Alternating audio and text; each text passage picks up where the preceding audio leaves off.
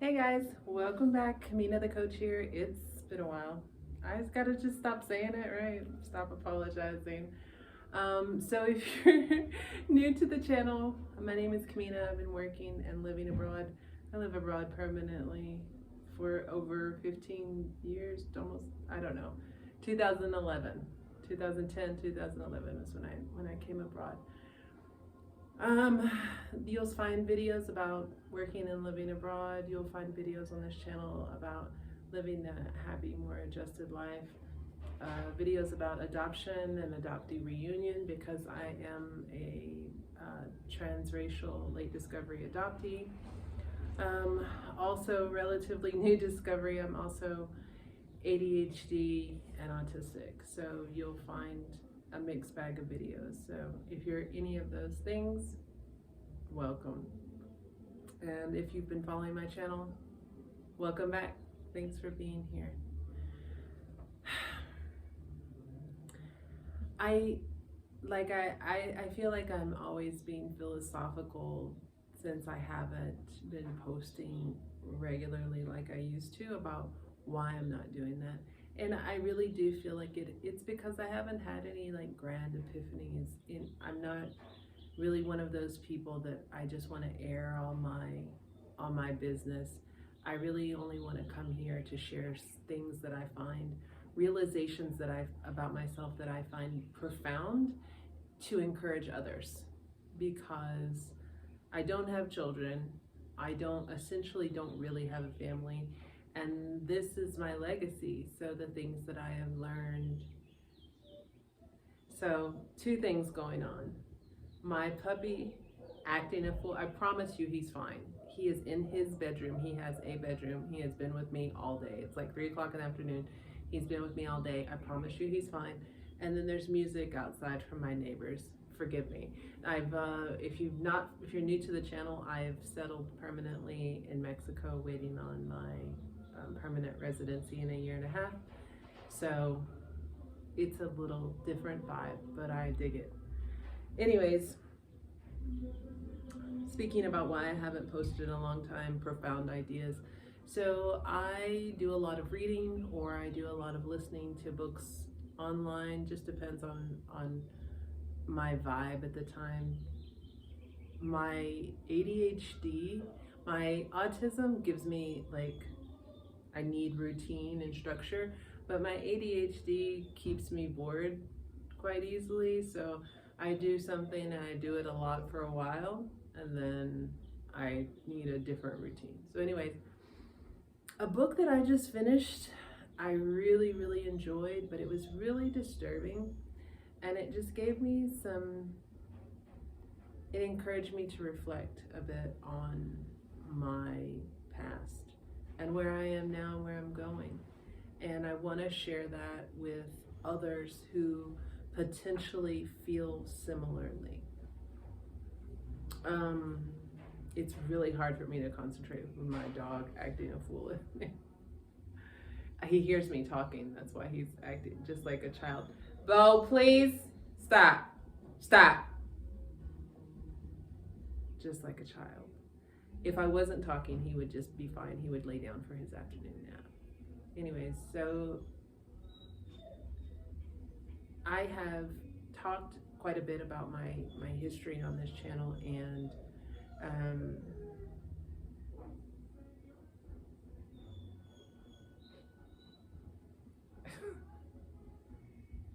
am I gonna be able to get through this? Let's see.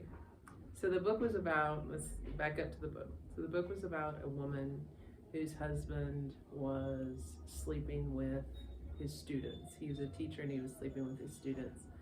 And one of the girls that he had been abusing met with his wife, and she was very obstinate. And these were actually older girls, these 16, 17, something like that. But still abuse, right? Especially from somebody in a position of power. And the wife met with one of these girls, and the girl was like, "You're just jealous. And we had a relationship, and you're jealous of what we had." And it really took me back. So If you haven't listened to like my life story, it's not something I think I also did one video about my realization. So if you haven't listened to the life story, like I said, I'm adopted, was adopted by a not so great family. My adoptive mother allowed me, not only allowed me, she aided and embedded, kind of. She allowed me and helped me to see a man who was 26, 27 when I was 13, 14. And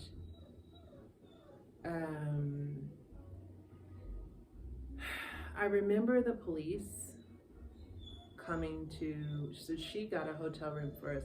When my adopted father found out about this, he flipped out and he beat her really badly. He raped her as a result. And because she had let him move into the house with me while he was on a hunting trip. And she put us in a hotel. And when the police came, my adopted dad called the police.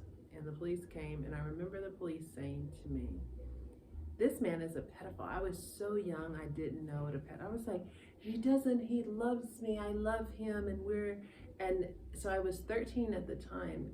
At 14, I could have married this man with one parent's permission. That's Texas. Oh, Texas, you should be ashamed of yourself. So we were just waiting until I was 14, so my adopted mom could sign the papers and I could marry this man. And okay, a child's mind is a child's mind, but what really is astounding to me is that I didn't process this as abuse until 2018, when I saw a movie. The woman who created the movie, it was actually her story, and she had been abused by gymnastics coach, I believe, and same thing. She was very young and she believed that they were in a relationship, and she said she didn't realize just how young she was until she went back and looked at pictures of herself. And it wasn't until then that I really realized this wasn't a relationship, this was abuse. And not only was it abuse, it was abuse that somebody who was supposed to be protecting me was allowing to happen and encouraging to happen. I remember she said to me, I might have been 14 by then. She was like, "I've been a parent for 24 years. I'm exhausted. I've done my job. I didn't ask you to adopt me." So what does all this lead to? So for me, I've spent a lot of years trying to understand myself. I have done a lot of spiritual woo-woo work. I've also studied psychology a lot. It's very common in the autistic world, especially among women. It becomes our special interest because we're just trying to understand how we fit into the world. And I really understand profoundly, I've never. And I'm really sorry to the neurodivergents who are watching this, because I'm sure that the music and my dogs are very distracting, because it's wildly distracting to me. But if I stop, I'm never gonna get through this video.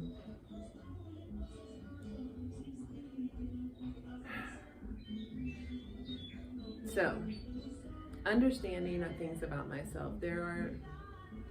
I've tried to change myself so much. I've been masking my entire life. Now that I'm in perimenopause, I'm in a space in my life where I understand that I'm not toxic. There's nothing wrong with me. I just am different.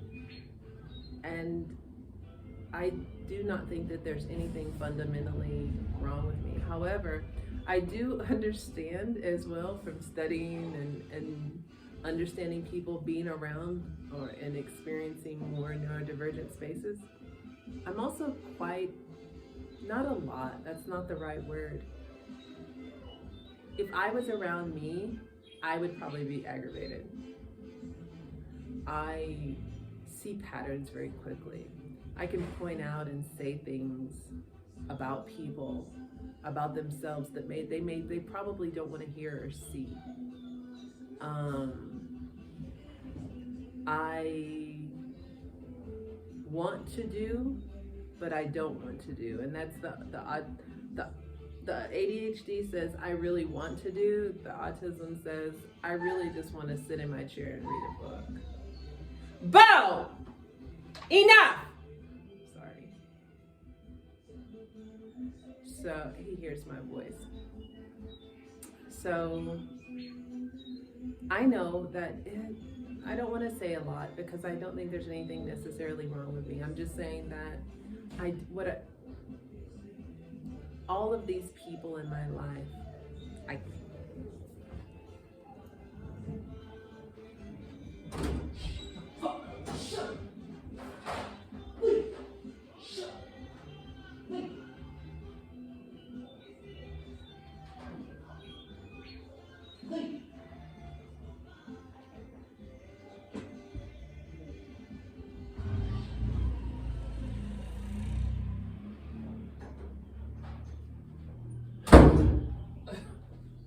I promise you I'm not abusing him. I didn't put my hands on him. Just told him to be quiet and lay down. He hears my voice. He's like, he should be here. He's very, very well taken care of. Trust me. My vet's like, he's so spoiled. He is. So, if he can be quiet, I can focus. Unless somebody has loved me, could love me unconditionally. For example, had I had a mom and a dad who were healthy, who had stayed together and taken care of me as their child, potentially I could have been loved. I do not believe at this point in my life that I will encounter anybody who can take me as I am and love all the parts of me. I also do not believe that I have the capability to love anybody like that either. It's a profound statement, right? I think people are very quick to throw around the words unconditional love. There are many ugly, hard to deal with parts of me, parts that I wouldn't want to deal with in a person. I would like a friend, but I have no desire for a partner. To live in a house with someone, especially here in Mexico with no air conditioning and a very small house, no, I don't want that. I don't even, in the same city, maybe it would be better if we like lived sitting next to each other. It's profound though, right? And I think that it probably sounds sad to a lot of people, but I don't feel sad at the realization. And I did a lot of searching in myself as I came to this. So back up a little bit. Again, I was adopted. My mother had me for a couple of days and then she gave me up for adoption. I've reached out to her recently because she did a DNA test and showed up on my ancestry. And even if we forge another relationship, there's a country between us, right? And any relationship that I have with a lot of distance because I recognize the parts of myself that are hard to deal with because I myself don't want to deal with people like that. And whether it's neurodivergence, who knows? I don't know. I can't fathom what I would have been if I wasn't neurodivergent because it is part of my identity. It's not the diagnosis. I am ADHD. My brain functions differently. I pick out patterns. I can see how it's going to go 10 steps ahead of before it happens. I have a coworker who's probably autistic and she's like, I've noticed something about you. I'm like, I've noticed some things about you too. And she's like, oh, you're always catastrophizing. I'm not catastrophizing, I see it. And when I'm deep in the woo-woo, yes, what you focus on, you bring to you. And there is proof of that. However, it's not necessarily that I have some spiritual power. It's that my autistic brain picks out patterns really well. And I can see how things are going to go way before they go that way. And 9 times out of 10, I'm right. People don't always like to admit that, but 9 times out of 10, I'm right. I don't like, and I don't think that that's a personality that people like to be around either. And that's okay. What's the moral of the story? I feel like this sounds all very depressing up till now. I wouldn't have made this video if there wasn't a bright side to it. The bright side is I'm okay. I went today to go talk to a notary. I've bought land here. I was very lucky and found a good price. It's only about 20 minutes away from the job. I know that that seems far, but the price of the land, the distance from the job is okay. I live in a small town. My land is in a neighboring small town in the state next to us. I have land. I'm gonna be able to build and own a house, things I wouldn't have been able to do in the United States, even though I have the GI Bill. Even though I spent almost 10 years in the military, I never would have been able to do this in the United States, never. I'm not inviting you to Mexico, by the way. The gentrification is unreal, and for those of us making a Mexican salary, please don't come here, you're making it unlivable for us. But the silver lining is that, I have my dog, I have a car, I have a dog that's constantly sick, I have a car that's constantly sick, I'm in perimenopause, but all that's okay. I have land that's gonna be kind of difficult to get in my name, and constructing my house is gonna be kind of difficult, but that's okay. I really do feel okay with all this stuff. I feel okay with where I'm at in life. I'm okay even though everything says that we're social creatures and we're supposed to be together. People who are a part of groups live longer, all that stuff. I get it. It just so happens to be that that's not going to be my story, and that's okay. I'm okay with that. It's okay. It's okay if that's not your story. It's okay if you're doing something different than what research says you should be doing.